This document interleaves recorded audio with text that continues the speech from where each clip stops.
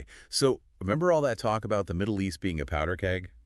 Well, today it pretty much blew up. Yeah, no kidding. Things are escalating fast. We're going deep on the Israel-Iran situation, and trust me, this is way bigger than just another news cycle. You got that right. This is the kind of thing that has ripple effects everywhere. Global energy, U.S. involvement, you name it. We're tracking the very latest from CNN and the Associated Press. And we're going to break it all down for you. Yeah. So big picture, we've got years of tension already, right? Israel, Iranian-backed groups like Hezbollah, Hamas, it's been a slow burn for a while. Right. But today, Iran went like next level. Dozens of missiles aimed straight at Israel. Just boom. Imagine those news alerts going off. This isn't just like an uptick in violence. Something shifted. And get this, CNN is saying the U.S. knew this attack was coming. Like, they warned Israel ahead of time, but couldn't or wouldn't stop it. Yeah, that's what gets me. Knew it was coming, but why warn if you can't prevent it? Makes you wonder what's going on behind the scenes. Seriously. Now, Iran's claiming it's retaliation, right? Hezbollah's leader, Hassan Nasrallah, was killed recently, and that top Iranian general, too. Big losses for Iran, for sure. But here's the thing. Usually, they use groups like Hezbollah as a buffer, right? Plausible deniability, this direct attack. Different story. So it's a statement. They're trying to send a message. But CNN also said, get this, that Israel's Iron Dome, their defense system, it's working, but it's, quote, not hermetic, and not exactly reassuring. Right, hermetic, meaning airtight. It's catching some missiles, but others are getting through. Those images coming out of Israel, people in bomb shelters, sirens wailing. Yeah.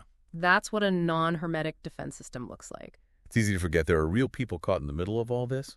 And speaking of, Netanyahu went on TV, told everyone to stand together. Can you imagine getting that message from your prime minister?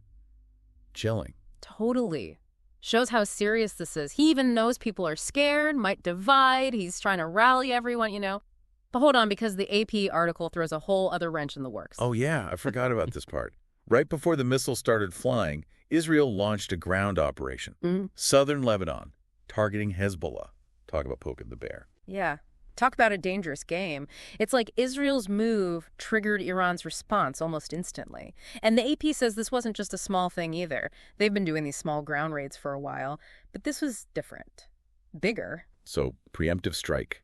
And now Hezbollah saying they're ready for a direct confrontation, even hinting they've got new types of missiles. This is giving me chills. Hezbollah is not messing around. They want to be taken seriously. This is not the time for games. And if that's not enough, Israel's calling up their reserve soldiers, thousands of them. So we've got Iran launching missiles, Israel on the ground, and everybody bracing for the worst. What happens now? Feels like we're watching something really big happen, you know? Like this could change everything in the Middle East. But back to Iran for a sec. Those missiles, that's not their usual playbook, is it? What's the strategy here? You're right. It's a huge change. I mean, before it was always proxies, right? Hezbollah, Hamas, keep their hands kind of clean. But this is them saying, we'll do it ourselves. Bold move. But is it strength? Or are they just desperate after losing those leaders? Feels like lashing out, maybe. It's both, isn't it? On the one hand, they're showing off. Look at our missiles. Look how far they can reach. We'll hit you directly. That's for their allies to see, too, not just Israel. Right, like don't count us out yet. Exactly. Yeah. But yeah, those losses hurt. They're on the back foot. Got to look strong, even if they're not feeling it. So how does Israel fight back against that?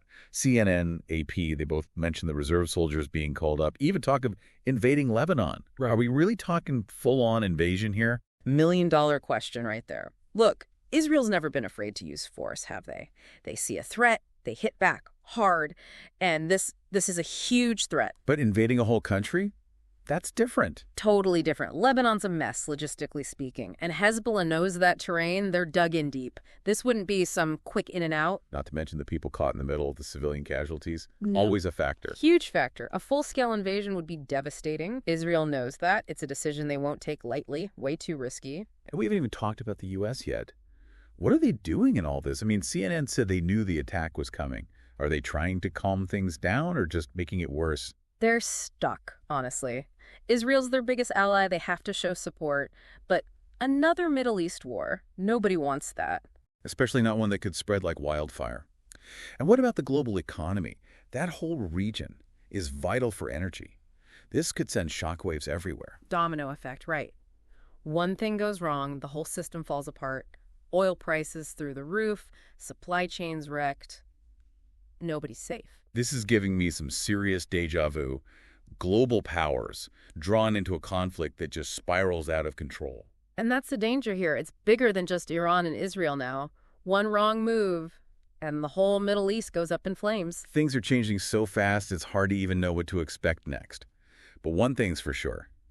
The stakes are incredibly high. It's like we're watching a car crash in slow motion. You know it's going to be bad, but you can't look away. And it just shows you, doesn't it? The world's so interconnected. Something happens over there, and we all feel it. So where do we go from here? What should we be watching for in the next few days? Next couple days are crucial. Israel's the one to watch. Limited airstrikes, just to show they're serious. Or do they go all in, full-blown invasion of Lebanon? And Iran. More missiles. Or will they try to cool things down a bit? Hard to say. They've been talking tough so far, calling this a first wave, like there's more coming, almost like they're daring Israel to make a move. It's a terrifying game. And what about, like, the diplomats? Somebody's got to be trying to make peace, right? Oh, for sure. The U.S. and others are working behind the scenes. But will it work? Who knows? There's so much bad blood, so much distrust. It's hard to see a way out. Like one wrong step and it all goes to hell. That's the thing, isn't it? This whole conflict, it's built on, centuries of anger, political games, religious differences. It's a mess. No easy answers. Makes you feel kind of helpless, like, what can we even do? It's so much bigger than us. It's easy to feel that way. But that's when it's important to stay informed, talk to each other, try to understand what everyone's thinking. Just being aware, that's a start. Because what happens over there affects us all eventually. Exactly. This could mean oil prices going crazy, our stuff not getting where it needs to go, even the U.S. getting dragged in deeper. We're all connected, whether we like it or not. So we'll keep an eye on this, obviously, let you know what happens. But in the meantime, let's not forget about the people actually living through this.